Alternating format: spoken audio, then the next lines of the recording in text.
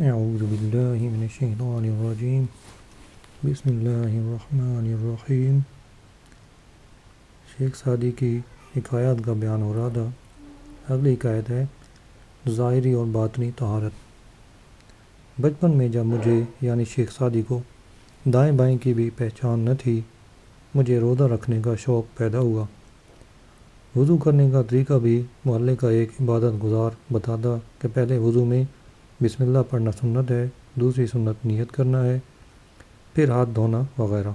اور اس عبادت گزار نے کہا مجھ سے بہتر وضو کا طریقہ کوئی نہیں جانتا، وضو کرتے کرتے ہی بوڑھا ہوا ہوں، جبکہ دیہاتی لوگ تو وضو کرنا جانتے ہی نہیں۔ ایک دیہات کا نمبردار اس بوڑھے عبادت گزار کی یہ بات سن کر غضبناک ہو گیا اور بولا، اے مردود خبیث، تو اس بچے کو امام شافعی کے مذہب پر روزے کی حالت میں مسواک کرنا تو ناجائز بتا رہا ہے، مگر کیا روزے کی حالت میں چغلی کر کے تیری طرح مردہ انسان کا گوشت کھانا جائز ہے؟ اب مجھ سے بھی سن، پہلے ناجائز باتوں سے منہ دھو، جیسے کھانے والی چیزوں سے دھویا جاتا ہے۔ کسی کا نام زبان پہ آ جائے تو چغلی نہ کر، بلکہ عزت سے نام لے۔ اگر تو لوگوں کو گدھا کہے گا تو تجھے بھی کوئی انسان نہ کہے گا۔ میری پس پشت میرے بارے میں ایسے ہی بات کر جیسے میرے سامنے کرتا ہے۔ اگر تجھے کسی انسان کے سامنے غلط بات کرنے میں شرم آتی ہے تو اللہ جو ہر وقت دیکھ رہا ہے اس سے بھی شرم کر، اور پھر اپنے آپ سے بھی شرما کہ تجھے اگر کوئی اور نہیں دیکھ رہا تو خود تو اپنے آپ کو دیکھ رہا ہے۔ اس حکایت سے سبق ملا کہ اگر ظاہری طہارت کے لیے وضو غسل کی ضرورت ہے تو باطنی پاکیزگی کے لیے بھی بری صفات کا چھوڑنا بہت ضروری ہے۔ اس حکایت میں بڑے ہی اچھوتے انداز میں اس تصور کو اجاگر کیا گیا ہے۔ اگلی حکایت کافر سے صلح مومن سے جنگ۔ چند درویش کچھ دیر کے لیے خلوت نشین ہوئے تو اس میں سے ایک نے کسی کی غیبت شروع کر دی۔ دوسرے نے اس سے سوال کیا، کیا کبھی تو نے فرنگی دشمن سے لڑائی لڑی ہے؟ اس نے کہا، نہیں، میں نے تو کبھی گھر سے باہر قدم بھی نہیں رکھا۔ دوسرے روشن دل درویش نے کہا، تو کتنا بد نصیب ہے کہ دشمن تو تیری جنگ سے محفوظ رہا اور ایک مسلمان بھائی کی غیبت کر کے اپنی زبان سے اس کو ایذا پہنچا کر تو اللہ اور رسول سے جنگ کا مرتکب ہو رہا ہے۔ اس حکایت سے سبق ملا کہ مسلمان بھائی کی غیبت کرنے والا کافروں سے تو جہاد نہیں کرتا جس کا حکم دیا گیا ہے، اور اپنی زبان کی تلوار سے مسلمانوں کے در پہ آزار ہے۔ اگلی حکایت ایک دیوانے کی بات۔ مرغز شہر کے دیوانے نے ایک دن ایسی بات کہی کہ جس کو سن کر تو حسرت سے اپنے ہونٹ چبا لے گا۔ اس نے کہا، اگر میں کسی کی غیبت کروں تو اپنی ماں کو اس کا زیادہ مستحق سمجھتا ہوں، کیونکہ جس کی غیبت کی جاتی ہے بندہ اپنی نیکیاں اس کے حوالے کر دیتا ہے، تو دوسروں کو اپنی نیکیاں دینے کی بجائے کیا یہ بہتر نہیں کہ اپنی ماں کی غیبت کر کے اپنی نیکیاں اس کو دے دی جائیں؟ شیخ سعدی فرماتے ہیں، اگر تیرا دوست تیرے سامنے نہیں تو اس کی دو چیزیں تجھ پر حرام ہیں۔ ایک یہ کہ اس کا مال ناحق طریقے سے نہ کھا، اور دوسرا یہ کہ اس کا نام برائی سے نہ لے۔ اگر تو ایسا نہیں کرے گا تو تجھ سے نیکی کی کوئی توقع نہیں کی جا سکتی۔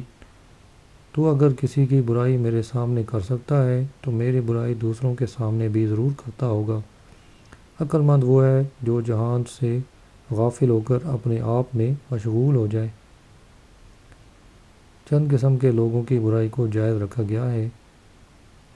نمبر 1، ظالم بادشاہ، تاکہ لوگ اس کے ظلم سے محتاط ہو کر بچ جائیں یا متحد ہو کر اس کے ظلم کا خاتمہ کر سکیں۔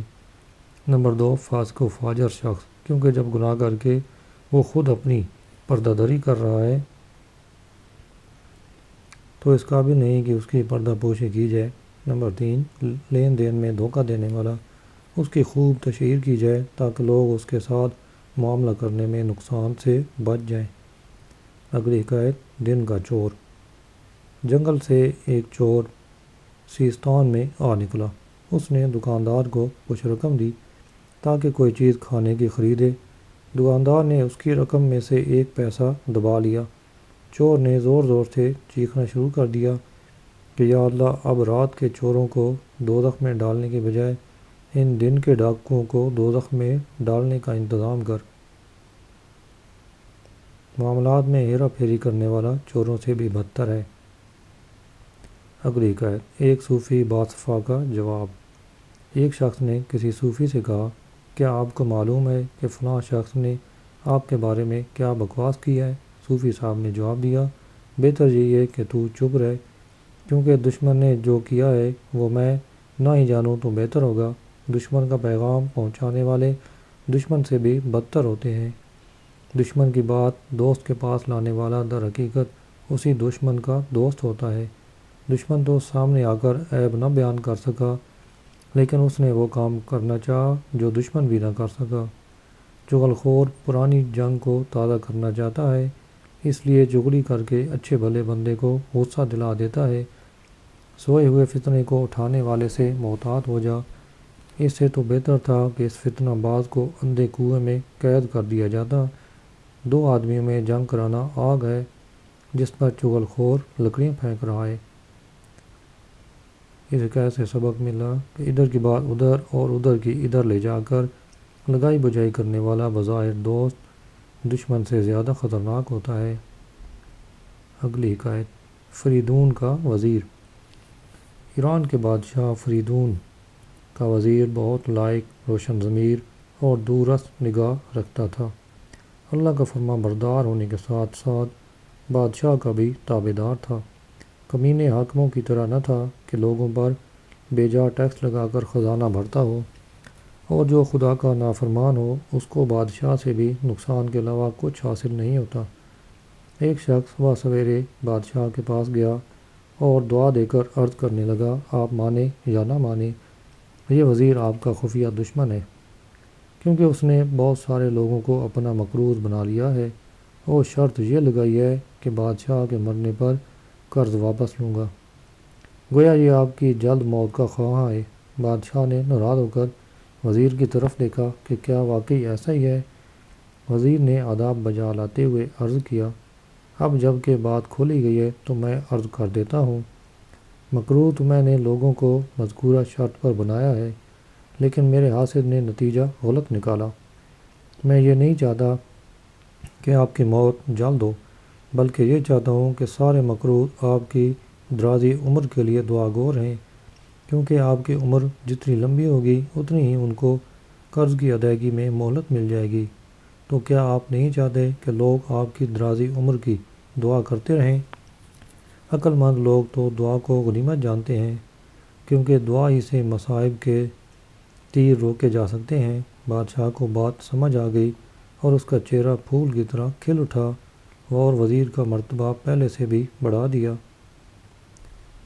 اس حکایت سے سبق ملا، چغل خور بد نصیب ہے جو بدگوئی کے ذریعے دو دوستوں میں لڑائی کراتا ہے، گویا دو شخصوں میں آگ جلا کر خود ہی اس آگ میں جل مرتا ہے۔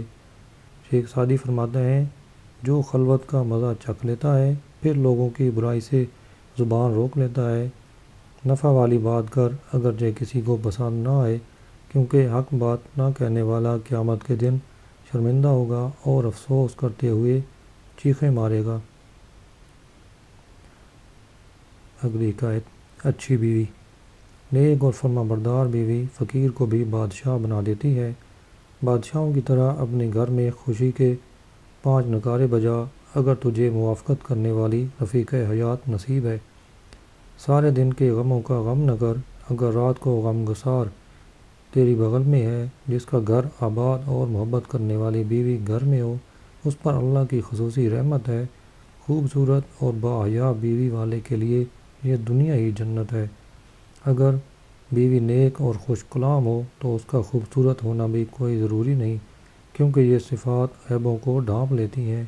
ایسی بیوی کو شور کے ہاتھوں سرکہ بھی ملے تو حلوہ سمجھتی ہے، جبکہ منہ چڑی عورت حلوے کو بھی سرکہ سمجھتی ہے۔ ایسی بدخواہ عورت سے خدا بچائے کہ یہ گویا کالا کوا ہے جو طوطے کے پنجرے میں بند ہے۔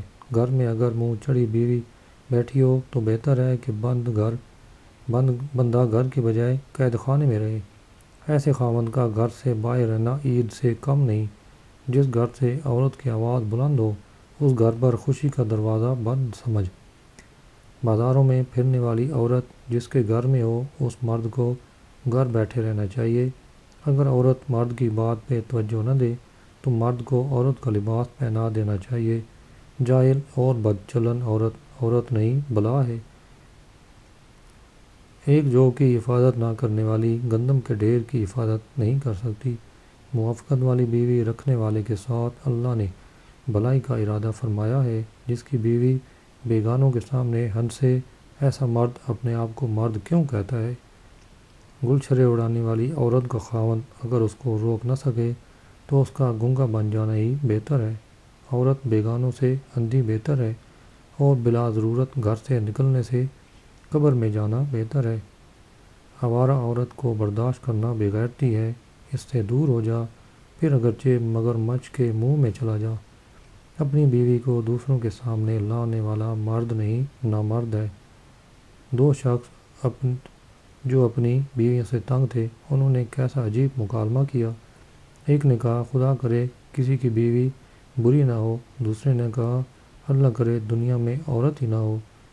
ایک شخص ہر سال نئی بیوی کرتا اور کہتا ہر سال نئی جنتری ضروری ہے، تنگ جوتے پہننے سے ننگے پاؤں چلنا بہتر ہے اور گھر کے لڑائی جھگڑے سے سفر میں رہنا ہی اچھا ہے۔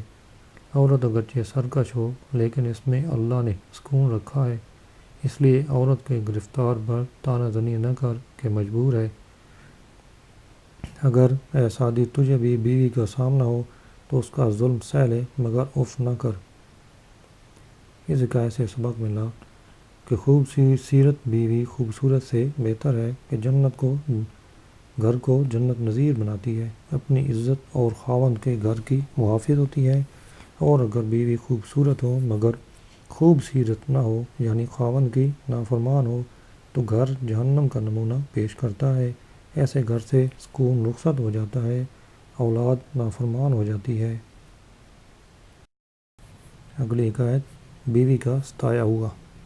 ایک نوجوان نے ایک بزرگ کے سامنے اپنی بیوی کی نافرمانی کی شکایت کی کہ میں تو چکی کے نچلے پاٹ کی طرح ہر وقت بوجھ اٹھائے رکھتا ہوں۔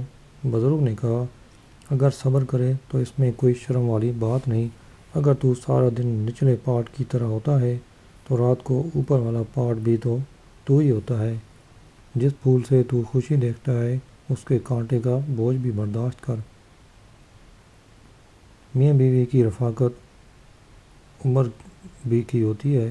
اگر ایک دوسرے کے ہاتھوں کبھی کوئی ناگوار بات سامنے آئے تو خوشگوار حالات کا تصور کر کے ناگواری کو بھلا دینا چاہیے۔ اگلی حکایت اولاد کی تربیت۔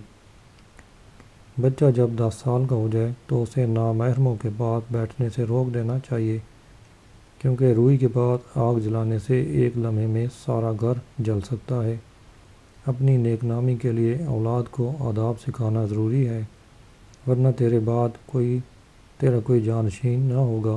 نزاکت سے پلنے والی اولاد بہت سختیاں جھیلتی ہے، لہذا اولاد کو عقل مندی اور پرہیزگاری کی تربیت دے، اچھے برے کی پہچان سکھا۔ اگر ڈانٹنا ہی پڑے پیار سے زیادہ کام لیا جا سکتا ہے۔ تیرے پاس دولت کے انبار بھی ہوں تو اولاد کو ہنر سکھا، ہو سکتا ہے دولت ہاتھ میں نہ رہے، ایسی صورت میں ہنر اس کے کام آئے گا۔ زمانے کی گردش سے مختلف ملکوں کا سفر بھی کرنا پڑ سکتا ہے، ہنر پاس ہوگا تو دستے سوال کسی کے سامنے نہ پھیلانا پڑے گا۔ میں یعنی شیخ سعدی نے بھی بچپن میں بزرگوں کے تھپڑ کھا کھا کر یہ مرتبہ پایا ہے، نہ کہ جنگلوں کی خاک چھاننے اور دریائی سفر کرنے سے۔ ہمیشہ خادم ہی مخدوم بنتا ہے۔ جو استاد کی مار نہ سہ سکے اسے زمانے کی سختیاں سہنی پڑتی ہیں۔ اپنے بچے کی جائز خواہشات پوری کر تاکہ کسی کا دست نگر نہ ہو۔ جو والدین اولاد کی تربیت میں سختی کو جائز نہیں سمجھتے، ان کی اولاد جب غیروں کے ہاتھ لگتی ہے تو ضرور آوارہ ہو جاتی ہے۔ اولاد کو بری صحبت سے بچا ورنہ بدبخت اور گمراہ ہو جائے گا۔ ہجڑوں، بے غیرتوں، ملنگوں، قلندروں کی صحبت میں بیٹھنے والا بیٹا باپ سے پہلے ہی مر جائے تو بہتر ہے۔ والدین کو کبھی بھی اپنی اولاد کی تربیت کے سلسلے میں غافل نہیں ہونا چاہیے۔ ہر طرح سے اولاد کی تربیت کا فریضہ سر انجام دینا چاہیے۔ دینی طریقے کے مطابق اولاد کی تربیت ہوگی تو ایسی اولاد بڑھاپے میں والدین کا سہارا اور وفات کے بعد ان کی نیک نامی کا باعث ہوگی۔ اگلی حکایت، زمانے کی روش۔ دنیا سے وہی بچا ہوا ہے جو گوشہ نشین ہو گیا ہے، ورنہ اس دنیا نے کسی کو معاف نہیں کیا، خواہ کوئی ریاکار ہو یا حق پرست۔ کوئی اگر فرشتے کی طرح آسمان سے اترا ہے تو لوگوں کی بدگمانی سے وہ بھی نہیں بچ سکا۔ دجلہ کے آگے بند تو باندھا جا سکتا ہے، لیکن لوگوں کی زبان بند نہیں کی جا سکتی۔ جو سر سے پاؤں تک گناہوں میں لتھڑے ہوئے ہیں، وہ اولیاء اللہ کو کہہ رہے ہیں کہ یہ خشک پرہیزگار ہیں اور روٹی کے چکر میں ہیں۔ تجھے بد دل نہ ہونا چاہیے، کیونکہ جزا اللہ نے دینی ہے۔ لوگ اگر تجھے ذرہ برابر بھی وقت نہ دیں تو پرواہ نہ کر، خدا اگر راضی ہو جائے تو خدائی جو چاہے کہتی پھرے، پرواہ نہیں۔ مخلوق کا بدخواہ خدا آگاہ نہیں ہو سکتا، نہ وہ کسی منزل پر پہنچ سکتا ہے، کیونکہ اس نے پہلا قدم ہی غلط رکھا ہے۔ ایک ہی بات دو بندے سنتے ہیں تو نتیجہ نکالنے میں ایک فرشتہ ہو جاتا ہے اور دوسرا شیطان۔ تاریکی میں رہنے والا سورج سے استفادہ نہیں کر سکتا، شیطان صرف انسان نصیحت سے فائدہ نہیں اٹھا سکتا۔ اگر تو شیر بنے یا لومڑی، ایسا شخص تجھ پہ ضرور تنقید کرے گا۔ نہ اس کے سامنے تیری شیر جیسی بہادری کام آ سکتی ہے، نہ لومڑی جیسی چالاکی۔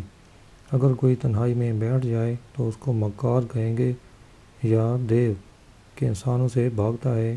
کوئی ہنس مکھ اور ملنسار ہے تو اس کو بے حیا گردانیں گے، کوئی مالدار ہے تو اس کو فرعون اور قارون ثابت کر دیں گے، کوئی فقیر و تنگ دست ہے تو اس کی غربت کو بدبختی پر محمول کریں گے، کوئی اگر مرتبے و مقام سے گر جائے تو خوشیاں منائیں گے کہ اس کا تکبر ٹوٹا ہے، یہ بھی فرعون بنا ہوا تھا۔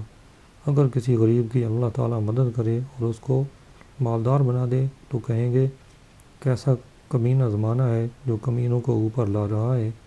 اگر تیرا کاروبار ٹھیک چل رہا ہو تو تجھے دنیا دار اور لالچی کہیں گے، اور اگر تو ان کی مان کر گھر بیٹھ جائے تو تجھے بھکاری اور ہڈ حرام پکی پکائی کھانے والا کہیں گے۔ اگر تو بولے گا تو تجھے بکواسی طبلہ کہیں، اور تو خاموش ہو جائے تو حمام کی تصویر بتائیں گے۔ بردبار لوگوں کو بزدل اور زبردست شخص کو پاگل کہتے ہیں۔ کم کھانے والے کے بارے میں کہیں گے کہ اس کا مال تو دوسرے ہی کے کام آئے گا، اور کھانے پینے والے کو پیٹو کہیں گے۔ کوئی مالدار اگر ساری زندگی گزار دے اور زیب و زینت کو آر سمجھے تو تلوار کی طرح زبان چلائیں گے کہ بڑا کنجوس ہے، اور اگر کوئی کوٹھی بنگلے میں ٹھاٹ باٹ سے رہنے لگے تو اس کو عورتوں کی طرح بنو سنگار کا تانا دیں گے۔ کوئی جتنا بھی عبادت گزار ہو، اگر اس نے سفر نہیں کیا تو سیاح لوگ اسے مرد ہی نہیں سمجھتے کہ بیوی کے پہلو میں بیٹھنے والا ہے۔ جہاں دیدہ شخص کو یوں تانا دیں گے کہ بدبخت سر پھرا ہے، اگر اس کے پاس کچھ ہوتا تو شہر سے باہر نکلتا۔ کوئی اگر شادی نہ کرائے تو اس کو زمین کا بوجھ قرار دیتے ہیں، اور اگر کرا لے تو شہوت پرست اور کیچڑ میں پھنسے ہوئے گدھے سے تشبیہ دیتے ہیں۔ الغرض لوگوں کی ملامت سے نہ کوئی بدصورت بچ سکا اور نہ کوئی خوبصورت، لہذا اس بات کی پرواہ کیے بغیر کہ کوئی کیا کہتا ہے اپنے کام میں لگے رہنا چاہیے۔ دنیا والے کسی کو معاف نہیں کرتے، اس لیے مخلوق کی مدح و ذم سے بے نیاز ہو کر خالق کو راضی کرنے کی کوشش کرتے رہنا چاہیے، جو بندے کے معمولی عمل کی بھی بہت قدر فرماتا ہے۔ اگلی حکایت، بد زبانی۔ مصر میں میرا ایک نوکر تھا جو شرم کی وجہ سے نگاہیں جھکائے رکھتا۔ کسی نے مجھے کہا اس کی گوشمالی بھی کیا کر تاکہ اس کو کچھ عقل و ہوش آئے۔ ایک دن میں نے جب اس نوکر کو ڈانٹا تو وہی شخص جس نے مجھے نوکر کی گوشمالی کرنے کو کہا تھا، وہ مجھے کہنے لگا مسکین پر کیوں ظلم کرتا ہے؟ تو یہ دنیا والوں کی حالت ہے کہ اگر تجھے غصہ آئے تو پاگل اور بے عقل کہنا شروع کر دیتے ہیں، اور اگر تو تحمل سے کام لے تو بے غیرت ہونے کا طعنہ دیتے ہیں۔ کوئی سخاوت کرے تو اس کو ہاتھ ہولا رکھنے کا مشورہ دیتے ہیں، اور کوئی کفایت شعاری سے کام لے تو اس کو کنجوس کہتے ہیں، اور تان کریں گے کہ یہ کمینہ بھی باپ کی طرح چھوڑ کر بے نصیب ہی مرے گا۔ ان دنیا داروں کی بد زبانی سے جب اللہ کے نبی نہیں بچ سکے تو اور کون بچے گا؟ تو پیغمبروں کی بات کرتا ہے، کیا لوگوں نے خدا کے بیٹے اور بیٹی اور بیوی ثابت نہیں کی؟ لہذا بچنے کا علاج صرف صبر ہے۔ جو شخص یہ چاہے کہ مجھے کوئی برا نہ کہے اور میرے بارے میں کوئی نامناسب الفاظ نہ بولے تو یہ اس کی بھول ہے۔ اگلی حکایت، عیب و ہنر۔ ایک عقل مند صاحب کمال نوجوان جو واعظ کہنے میں اپنا ثانی نہیں رکھتا تھا، فصاحت و بلاغت میں مہارت تامہ رکھنے کے باوجود حروف ابجد کی ادائیگی صحیح نہیں کر سکتا تھا۔ حسین اس قدر تھا کہ اس کے رخسار کا خط ہاتھ کے خط سے زیادہ خوبصورت تھا۔ میں نے ایک دن کسی کے سامنے کہہ دیا کہ کیا وجہ ہے یہ نوجوان اگلے دانت نہیں رکھتا، یعنی حروف ابجد کی صحیح ادائیگی نہیں کر سکتا۔ اس نے مجھے جھڑک کر کہا، تجھے اس کا ایک عیب تو نظر آ گیا، کئی کمال کیوں نہ نظر آئے؟ سن لے، دنیا میں دوسروں کی اچھائی دیکھنے والا قیامت کے دن برائی نہ دیکھے گا۔ اس لیے بزرگوں نے کہا ہے، جو صاف ہے وہ لے لے۔ کئی کمالات والا اگر کبھی پھسل بھی جائے تو اس سے درگزر کر۔ کانٹے اور پھول اکٹھے ہی ہوتے ہیں، کانٹوں کو چھوڑ، پھول لے اور گلدستہ بنا۔ جس کی طبیعت ہی بد ہو اس کو مور کا حسن دیکھنے کی توفیق نہیں، بلکہ اس کے پاؤں کو ہی دیکھتا رہتا ہے۔ اپنے اندر صفائی پیدا کر، کیونکہ اندھا شیشہ کچھ نہیں دکھاتا۔ حرف گیری چھوڑ اور اپنے چھٹکارے کی راہ تلاش کر۔ گناہگار کو وہ سزا دے جو خود گناہگار نہ ہو۔ جب تیرا اپنا مقدمہ تعویلات کے سہارے پر ہے تو دوسرے پر سختی کرنا مناسب نہیں ہے۔ پہلے خود بدی سے روک، پھر ہمسائے کو کہہ، میں جو کچھ بھی ہوں میرا ظاہر تیرے ساتھ ہے، باطن پہ عیب کیوں لگاتا ہے؟ میں ریاکار ہوں یا حق پرست، اللہ خوب جانتا ہے۔ جب اللہ ایک نیکی کے بدلے 10 کا ثواب دیتا ہے تو بھی کسی کا ایک کمال دیکھ کر 10 عیبوں سے درگزر کر۔ جو واعظ 100 نکتے بیان کرتے ہیں اور ایک بار سکتہ کرتا ہے تو تجھے آخر اس کا سکتہ ہی کیوں نظر آتا ہے؟ ہاں، صرف اس لیے کہ نیکی دیکھنے والی تیری آنکھ کو حسد نے بند کر دیا ہے۔ انسان کی کمی بیشی جب اللہ ہی کی بنائی ہوئی ہے تو اس سے عیب کیوں نکالتا ہے؟ کیا ہر جنس میں اچھے اور برے نہیں ہوتے؟ پھل ہی کو لے لو کہ اس میں چھلکا بھی ہے، مغز بھی، لہذا مغز کھا لے اور چھلکا پھینک دے۔ اللہ کی مخلوق میں کمالات بھی ہیں اور عیوب بھی۔ کسی کے عیب دیکھ کر اس کے کمالات سے صرف نظر کرنا عقل مند کا کام نہیں۔ اگلی حکایت، شکر کے بیان میں۔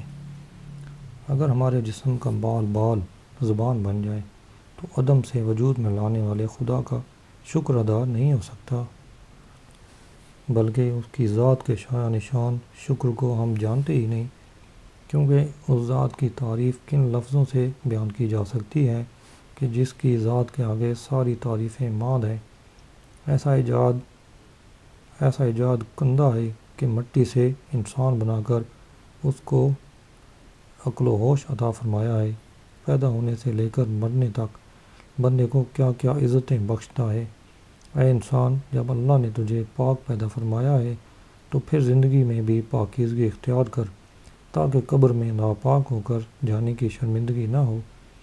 دل کے آئینے سے گرد کو صاف کرتا رہے، کیونکہ جیسے زنگ آلود شیشے میں چمک پیدا نہیں ہو سکتی، اسی طرح گناہوں کے زنگ سے دل کے آئینے میں انوار الہی کی چمک پیدا نہ ہوگی۔ جب تو منی کے ایک قطرے سے بنا ہے تو مرد ہونے کا ثبوت دے اور سر سے منی یعنی خود ہی نکال دے۔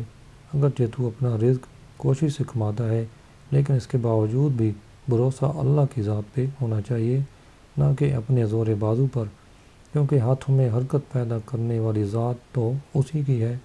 اگر تیری محنت کا نتیجہ اچھا نکلے تو یہ بھی خدا کی توفیق سے سمجھ، کیونکہ توفیق دینے والا وہی ہے، صرف زور بازو سے کوئی بھی بازی نہیں جیت سکتا۔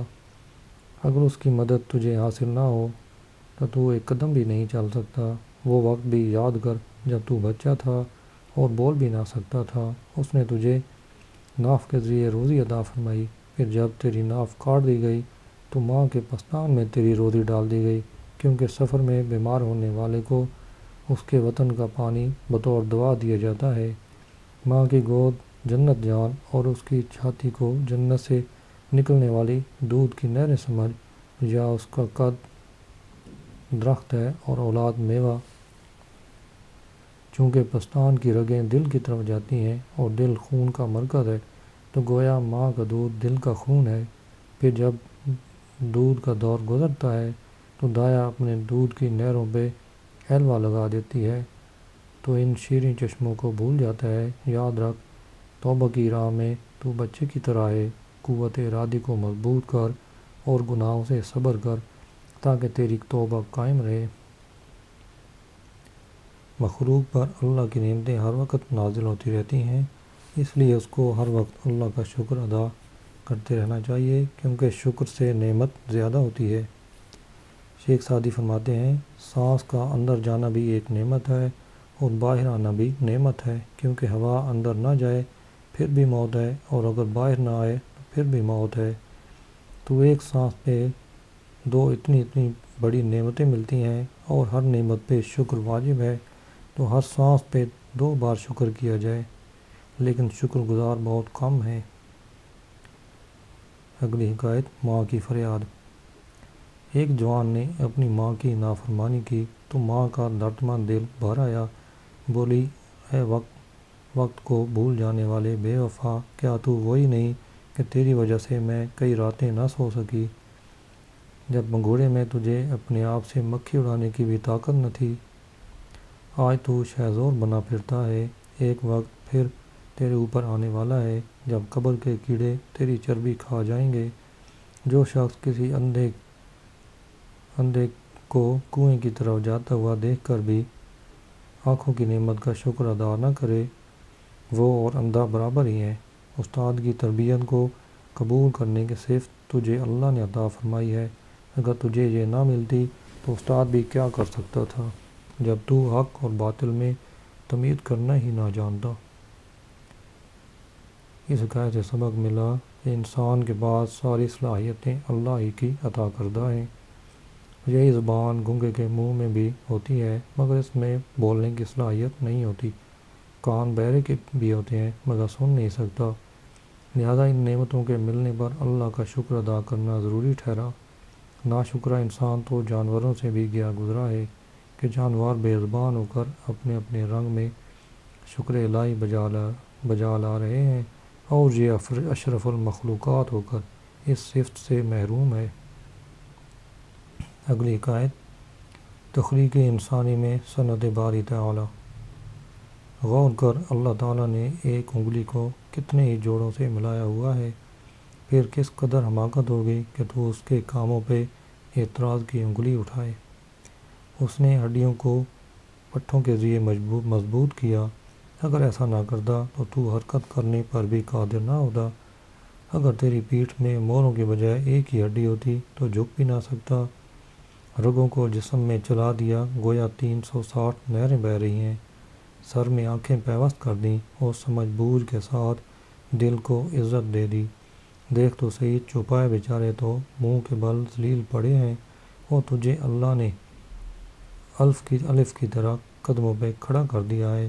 جانور کھانے کے لیے سر جھکاتے ہیں اور تو عزت کے ساتھ کھانا منہ کی طرف لاتا ہے، لہذا تجھے چاہیے کہ عبادت کے لیے صرف اللہ ہی کے سامنے سر جھکائے اور نیک صورتی کے ساتھ ساتھ اپنے اندر نیک سیرتی بھی پیدا کرے۔ صرف سیدھا قد کافی نہیں، راہ بھی سیدھی اپنا، ورنہ صورت میں تو کافر بھی ہم جیسے انسان ہی ہیں۔ جس اللہ نے تجھے خوبصورت اعضاء دیے ہیں، کم از کم ان اعضاء کے ساتھ تو اس کی نافرمانی نہ کر۔ اگر تو کمزور ہے اور دشمن سے مقابلہ نہیں کر سکتا تو دیکھ کہیں بے دھیانی میں خدا سے اس کی نافرمانی کر کے لڑائی تو نہیں کر رہا۔ عقل مند بن اور نعمت کو شکر کے ساتھ جوڑ دے۔ انسان کی تمام جسمانی، روحانی، ذہنی، قلبی صلاحیتیں اللہ ہی کی طرح عطا کردہ ہیں، اس لیے انسان کو بہرحال اللہ کا شکر گزار رہنا چاہیے۔ اگلی حکایت، ایک احسان فراموش بادشاہ۔ ایک بہادر اور جنگجو بادشاہ مشکی گھوڑے سے گرا تو اس کی گردن کے مورے اندر بیٹھ گئے اور گردن ہاتھی کی طرح جسم میں گھس گئی۔ سر پھیرنے کے لیے پورا جسم پھیرنا پڑتا۔ ایک یونانی فلسفی کے علاوہ تمام طبیب علاج سے عاجز آ گئے۔ فلسفی کے علاج سے بادشاہ ٹھیک ہو گیا اور اپاہج ہونے سے بچ گیا۔ کچھ عرصہ کے بعد یہی یونانی فلسفی اپنی کسی ضرورت کے تحت بادشاہ کے پاس آیا تو بادشاہ نے اس کی طرف توجہ بھی نہ کی۔ بیچارہ حکیم فلسفی بہت شرمندہ ہوا، سر جھکائے واپس جا رہا تھا اور کہہ رہا تھا، اگر میں کل اس کی گردن نہ پھیرتا تو آج یہ مجھ سے منہ نہ پھیرتا۔ حکیم نے انتقام لینے کے ارادے سے ایک درباری کو ایک بیج دیا کہ اس کی خوشبو بہت اچھی ہے، اس کو دربار میں سلگا دینا۔ جو ہی بیج کو اگردان پہ رکھ کر سلگایا گیا تو اس کے دھوئیں سے بادشاہ کو ایک چھینک آئی اور بادشاہ کا سر اور گردن پہلے کی طرح ہو گئے۔ فلسفی کو تلاش کرنے کے لیے بہت لوگوں کو دوڑایا گیا مگر نہ پا سکے۔ شیخ سعدی فرماتے ہیں، محسن کے احسان کا اعتراف کرنا ضروری ہے، ورنہ کبھی ایسا بھی ہو جاتا ہے کہ اس احسان کی بندش ہو جائے اور دنیا دیکھ کر کہتی رہے، اس لیے تو قتل عاشقاں سے منع کرتے تھے، اکیلے پھر رہے ہو یوسف بے کارواں ہو کر۔